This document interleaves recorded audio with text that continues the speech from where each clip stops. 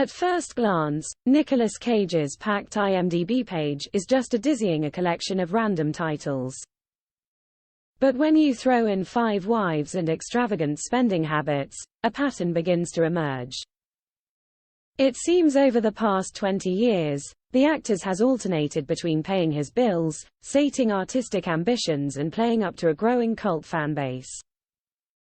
All the various Cages, along with a new one, the self-deprecating comic, appear in his latest movie. Here the winner of the 1996 Best Actor Oscar, Leaving Las Vegas, now seems a very long time ago, plays actor Nick Cage, an actor saddled with exactly the same CV as its star. Nick is overworked and up to his eyeballs in debt, but is still dreaming of another critically acclaimed hit. After failing to land his dream role, H is visited by his disappointed younger self, a digitally deranged Cage in a wild-at-heart wig, who attacks his later career choices with quotes dubiously attributed to jazz legends. "Sometimes, it's the notes you don't play," he screams at his older self. "Miles Davis was a heroin addict," yells back the bearded Nick. After getting hammered at the birthday party, his teenage daughter, Lily Sheen, his long-suffering ex-wife, Sharon Horgan, gives him another talking to. Nick decides to retire, but in action movie tradition decides to take one last job to pay off his debts.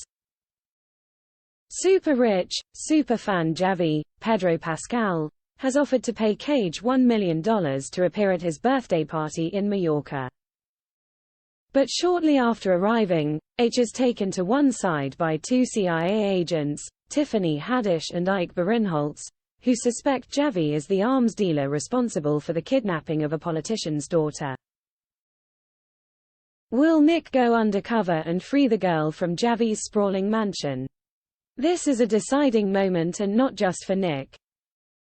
If Charlie Kaufman's brainy script for adaptation starred your favorite Nicolas Cage, you won't like what happens next. From here, writer-director Tom Gormican's self-aware satire suddenly turns into a sweet and extremely silly buddy action comedy. Nick wants to save the kid but gets caught in a bromance with Javi's movie Mad Spaniard. Pascal is hilarious, Cage is having a ball, and the script is packed and in jokes aimed at right-thinking film buffs. There's some great physical comedy on show here, but it really had me when Nick puts his ego aside to come to terms with the greatness of Paddington 2.